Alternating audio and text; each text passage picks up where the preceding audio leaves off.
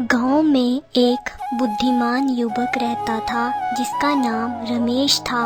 वह न केवल मेहनती था बल्कि बहुत चतुर भी था। उसकी चतुराई की चर्चा पूरे गांव में होती थी।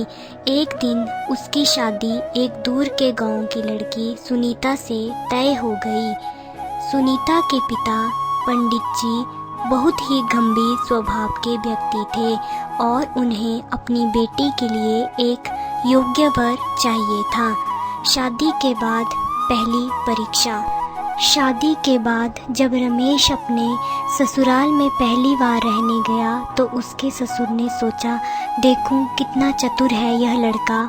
उन्होंने रमेश को बुलाया और कहा, बेटा, अगर तुम सच में चतुर हो तो मुझे बताओ कि बिना पैर चले, बिना जुबान बोले और बिना हाथों के कुछ पकड़कर कौन आ सकता है? रमेश मुस्कुराया और बोला, पिताजी, हवा बिना पैर के चलती है, विचार बिना जुबान के बोलते हैं और सुगंध बिना हाथों के पकड़कर हमारे पास आती है। पंडित जी यह उत्तर सुनकर बहुत प्रभावित हुए और बोले, वाह बेटा, तुम तो सच में चतुर हो। अगले दिन पंडित जी ने एक और कठिन सवाल पूछा, अगर तुम वाकई चतुर हो तो मुझे ऐसी 3 चीजें लाकर दो जो मीठी भी हो, कड़वी भी हो और खट्टी भी हो।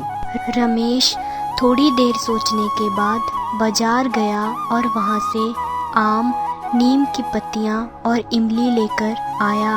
उसने कहा, पिताजी, आम मीठा होता है, नीम कड़वा और इमली खट्टी, ये रही आपकी तीनों चीजें। पंडित जी रमेश की बुद्धिमत्ता से फिर प्रभावित हुए और बोले, तुमने फिर सही उत्तर दिया। पंडित जी रमेश की परीक्षा लेते रहे। एक दिन उन्होंने कहा, बेटा, अगर तुम सच में बहुत चतुर हो तो ऐसा कुछ करके दिखाओ कि मैं हंसूं भी और रोऊं भी। रमेश ने तुरंत अपनी जेब से एक पुराना सिक्का निकाला और बोला, पिताजी, ये वही सिक्का है जो बचपन में आपने खो दिया था और बहुत रोए थे। आज यह मिल गया, इसलिए अब आपको हंसी भी आ रही होगी। पंडित जी पहले तो कुछ पल तक चुप रहे, फिर उन्होंने हंसते हुए कहा, तुमने कमाल कर दिया बेटा। पंडित जी अब पूरी तरह संतुष्ट थे कि उनकी बेटी का विवाह सही व्यक्ति से हुआ है, लेकिन उन्होंने रमेश की अंतिम परीक्षा ली। उन्होंने कहा, अगर तुम सच में सबसे चतुर हो तो बिना पैसे खर्च किए इस घर की खुशहाली कैसे बढ़ा सकते हो? रमेश ने जवाब दिया, पिताजी, खुशहाली पैसों से नहीं, अच्छे व्यवहार, प्रेम और मेहनत से आती है।